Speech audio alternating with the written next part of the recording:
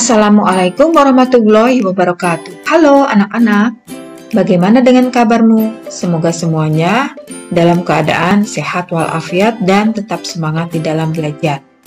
Pada kesempatan kali ini, kita akan belajar lagi ya, meneruskan tema 8. Subtema 1, pembelajaran 5 dan 6. Baiklah, sebelum memulai pelajarannya, kita terlebih dahulu membaca basmalah. Bismillahirrahmanirrahim. Simak terus ya videonya hingga akhir. Selamat menyaksikan. Pembelajaran 5. Udin dan teman-teman bermain di halaman rumah. Mereka bermain gerakan dasar memutar. Mereka juga bermain gerakan dasar menepuk. Gerakan dasar dapat dilakukan di halaman rumah. Keadaan halaman rumah perlu diperhatikan ketika bermain. Oleh karena itu, halaman rumah harus bersih dan tidak licin. Halaman rumah yang kotor harus dibersihkan. Air yang tergenang juga harus dikeringkan terlebih dahulu. Hal ini berguna untuk keselamatan ketika bermain.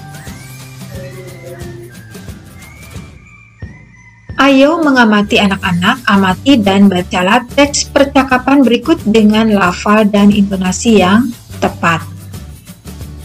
Halaman ini masih kotor dan tergenang air. Kita harus membersihkan dan mengeringkannya. Bagaimana ya cara kita mengeringkannya? Tanya Siti kepada teman-temannya. Betul, halaman ini harus bersih dan kering agar tidak licin. Bagaimana kalau kita gunakan alat pel karet untuk mengalirkan airnya? Kata Udin. Ide yang bagus. Di mana kita mendapatkan alat pel karet? Siapa yang punya? Tanya Dayu. Di rumahku mungkin ada. Biar aku ambil sebentar ya. Mudah-mudahan ada. Kata Beni. Apa isi percakapan Udin dan teman-teman? Ya, membersihkan halaman rumah. Mengapa tempat bermain harus bersih dan kering? Ya, karena berguna untuk keselamatan ketika bermain. Apakah tindakan Udin dan teman-teman sudah benar? Ya, tindakan Udin dan teman-teman sudah benar. Ayo membaca. Bacalah kutipan percakapan Udin dan teman-teman berikut dengan benar. Bagaimana ya cara kita mengeringkannya? Bagaimana kalau kita gunakan alat pel karet untuk mengalirkan airnya? Di mana kita mendapatkan alat pel karet? Siapa yang punya? Kalimat-kalimat di atas merupakan kalimat tanya. Kalimat tanya digunakan untuk menanyakan sesuatu. Di setiap akhir kalimat tanya selalu dibubuhkan tanda tanya. Kita dapat menggunakan kata siapa, di mana, dan bagaimana pada kalimat tanya. Ayo berdiskusi. Diskusikan dengan temanmu isi gambar dengan mengikuti petunjuk berikut. Duduklah berpasangan dengan temanmu. Amati gambar berikut dengan teliti. Tuliskan pertanyaan-pertanyaan yang sesuai dengan isi gambar tersebut. Tuliskan dengan menggunakan kata apa, mengapa, kapan, siapa, di mana, dan bagaimana. Tuliskan pertanyaanmu pada kolom berikut. Contohnya menggunakan kata apa. Kalimatnya, apa yang terjadi dengan Edo? Nah, di sini awal kalimat menggunakan huruf kapital. Kemudian, nama orang di sini adalah Edo. Berarti diawali dengan huruf kapital atau huruf besar. Kemudian, karena kalimat tanya, maka diakhiri dengan tanda tanya. Kalimat kedua menggunakan kata mengapa. Mengapa Edo bisa jatuh?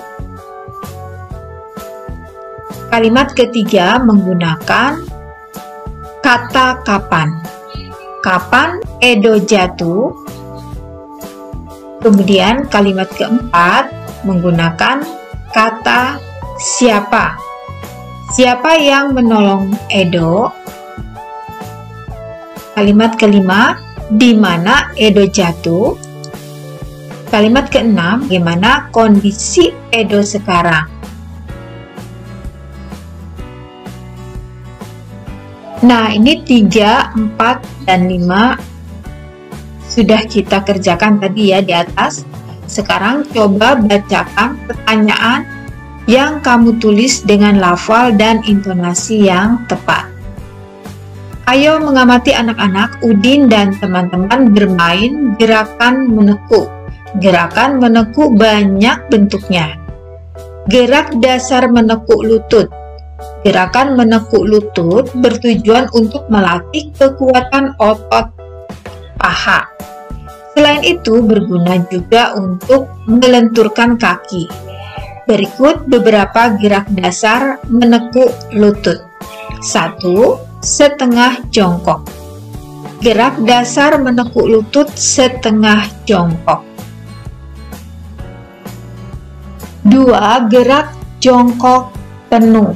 Gerak dasar menekuk lutut jongkok penuh. Gerakan menekuk lutut dapat juga dibuat dalam kegiatan bermain. Kita dapat bermain kucing jongkok. Bermain kucing jongkok dapat dilakukan di air atau di darat. Perhatikan gambar berikut dengan teliti. Nah, gambar yang pertama ya, yaitu bermain kucing jongkok di darat. Kemudian gambar sebelahnya bermain kucing jongkok di air.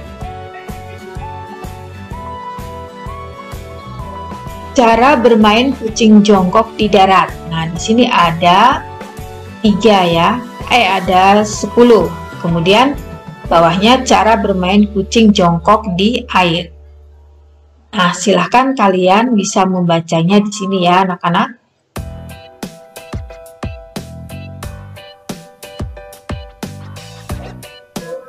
Nah, sekarang ayo mencoba. Lakukan kegiatan berikut dengan benar. Gerak dasar menekuk lutut setengah jongkok. Gerak dasar menekuk lutut jongkok penuh. Bermain kucing jongkok. Ayo membaca anak-anak, Udin dan teman-teman telah bermain kucing jongkok. Bermain kucing jongkok merupakan bagian dari kegiatan olahraga. Walaupun berbeda suku bangsa, Udin dan teman-teman berolahraga dengan rukun. Hidup rukun mencerminkan sikap peraturan dalam persatuan dalam keberagaman.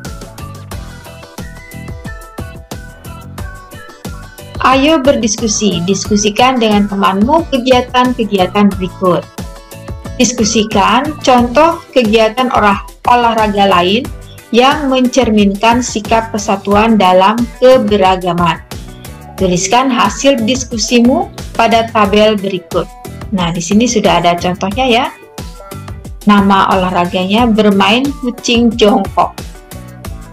Kemudian, permainan bola kasti, permainan bola sepak bola, permainan bola voli, permainan bola basket, dan 6 permainan ular tangga. Ayo bercerita anak-anak, ceritakan salah satu olahraga yang pernah kamu lakukan bersama temanmu. Ceritakan dengan jujur di depan temanmu. Nah, di sini ada kegiatan bersama orang tua. Orang tua membimbing anak tentang penggunaan kalimat tanya di rumah. Misalnya saja dengan menunjukkan sebuah benda, lalu memberikan pertanyaan menggunakan kata apa, kapan, siapa, di mana, mengapa, dan bagaimana. Kita lanjutkan ke pembelajaran 6. Udin merayakan ulang tahun. ia mengundang semua teman satu kelasnya. Teman-teman akan dijamu makan siang di rumahnya. Ayo mengamati, amati, dan bacalah teks percakapan berikut dengan nyaring. Selamat datang ya teman-teman. Aku senang dengan kehadiran kalian. Naik apa tadi ke sini? Tanya Udin kepada teman-temannya. Iya, sama-sama Udin. Kami juga berterima kasih telah diundang. Kami tadi naik sepeda. Siapa saja yang diundang Udin? Pukul berapa acaranya dimulai? Tanya Lani. Yang diundang ada tetangga, teman-teman, dan juga Bu Guru. Acaranya dimulai pukul 2 siang. Tapi, di mana Ibu Guru ya? Bagaimana kalau sambil menunggu kita minum saja dulu? Kata Udin. Baiklah Udin, sebelum minum kita harus berdoa. Jangan lupa memegang gelas dengan hati-hati agar tidak pecah. Siapa yang mau memimpin doanya? Tanya Edo kepada teman-teman. Biar aku saja. Sebelum minum, mari kita berdoa menurut ajaran agama masing-masing. Berdoa, mulai. Kata Benny kepada teman-temannya. Akhirnya Benny memimpin doa. Nah anak-anak, apa isi percakapan Udin dan teman-teman? Ya, isi percakapan Udin dan teman-teman adalah tentang perayaan ulang tahun Udin. Ayo membaca. Bacalah kalimat-kalimat tanya berikut dengan nyaring. 1. Naik apa tadi ke sini? 2. Siapa saja yang diundang Udin? 3. Pukul berapa acaranya dimulai? 4. Di mana Ibu Guru ya? 5. Bagaimana kalau sambil menunggu kita minum saja dulu? Nah, kalimat-kalimat di atas merupakan kalimat tanya. Tentu kamu masih ingat dengan kalimat tanya, bukan? Kalimat tanya digunakan untuk menanyakan sesuatu. Ayo berlatih, perhatikan gambar berikut dengan teliti. Tulislah kalimat tanya berdasarkan gambar yang kamu amati. Tuliskan menggunakan kata apa, mengapa, kapan, siapa, di mana, dan bagaimana. Tuliskan pada kolom berikut dengan rapi. Nah, di sini nomor 1, kata yang digunakan adalah apa. Kalimatnya adalah apa saja bahan kue ulang tahun tersebut. Kemudian nomor 2, kata yang digunakan mengapa. Kalimatnya, mengapa kue ulang tahun dihiasi buah-buah dan bunga? Kata tanya yang ketiga adalah kapan. Kalimatnya, kapan kue ulang tahun itu dibuat? Kata yang keempat adalah siapa. Kalimatnya adalah siapa yang membuat kue ulang tahun itu tersebut. Kemudian kata tanya kelima adalah di mana. Kalimatnya adalah di mana kita dapat membeli kue ulang tahun. Kata pertanyaan bagaimana. Kalimatnya bagaimana cara membuat kue ulang tahun. Apakah pertanyaan yang kamu buat sudah benar? Jika belum, coba perbaiki dengan memperhatikan aturan kalimat tanya yang benar. Udin dan teman-teman berdoa bersama sebelum minum. Berdoa merupakan salah satu contoh perwujudan menjalankan ibadah. Mereka berdoa sesuai ajaran agama masing-masing. Mereka tidak saling memaksakan kehendak. Udin dan teman-teman menunjukkan sikap hidup rukun. Sikap hidup rukun merupakan contoh persatuan dalam keragaman. Tahukah kamu contoh kegiatan lain yang menunjukkan persatuan dalam menjalankan ibadah? Ayo berlatih, coba tuliskan contoh kegiatan yang mencerminkan persatuan dalam beribadah. Perhatikan contoh berikut. Ya, di sini gambarnya sedang beribadah ya, sedang melakukan ibadah sholat. Nomor 1 kegiatannya melakukan menghormati temanmu yang sedang melakukan sholat. Sekarang coba tuliskan kegiatanmu pada tabel berikut. Tuliskan sesuai dengan ajaran agamamu. Misalnya di sini ajaran agama Islam ya. Kegiatannya 1. Melakukan sholat, 2. Menjalankan puasa, 3. Melaksanakan sholat tarawih, 4. Berkunjung ke rumah teman saat Idul Fitri, menyembelih hewan kurban saat Idul Adha. Nah, ini disesuaikan dengan agama kalian masing-masing ya. Sekarang coba peragakan di depan temanmu salah satu kegiatan yang kamu tulis. Peragakan dengan percaya diri. Ayo mengamati. Bacalah percakapan pada gambar berikut dengan nyaring. Hati-hati meniup lilinnya ya, Udin. Mata akan terasa perih jika kena asapnya, kata Dayu kepada Udin. Hati-hati juga memotong kuenya, jangan sampai tanganmu terluka, kata Siti. Apa yang dilakukan Udin dan teman-teman pada gambar? Ya, Udin dan teman-teman akan meniup lilin ulang tahun. Pukul berapa kegiatan itu berlangsung? Perhatikan jam di samping ini. Ya, pukul 2 atau pukul 14 ya, karena ini siang hari. Perhatikan gambar jam berikut dengan teliti. Bilangan berapa saja yang kamu lihat? Ada bilangan 1 sampai dengan 12 bukan? Sehari semalam ada 24 jam. Jadi, dalam sehari jam berputar penuh sebanyak 2 kali. Setelah pukul 12 siang, penulisan waktu tidak kembali ke pukul 1. Penulisan diteruskan ke pukul 13.00 hingga pukul 24.00. Pukul 24.00 sama dengan pukul 12 malam. Perhatikan kembali gambar berikut. Waktu yang ditunjukkan oleh jam di samping adalah pukul 14. Ditulis pukul 14.00 atau jam 2 siang ya. Kemudian jam berikutnya, waktu yang ditunjukkan oleh jam di samping adalah pukul 17. Ditulis pukul 17.00 atau pukul 5 sore.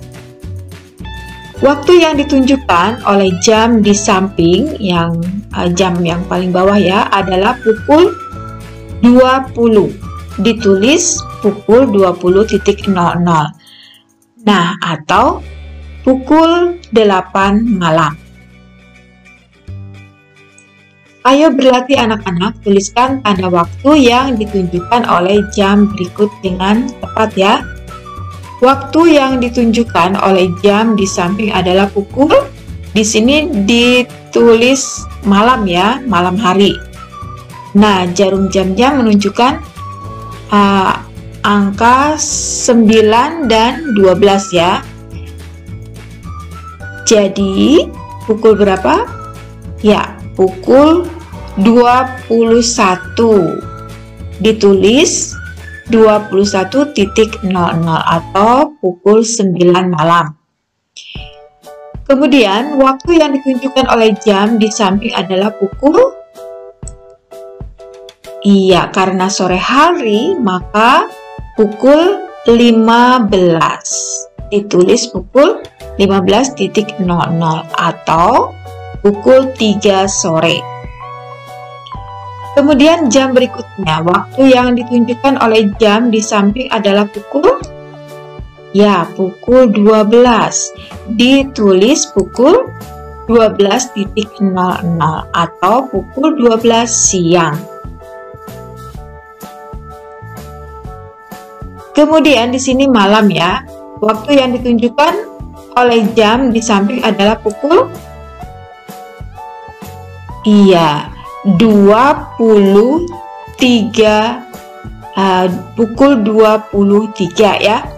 Ditulis pukul 23.00 atau pukul 11 malam. Kemudian yang di sini sore hari ya keterangannya.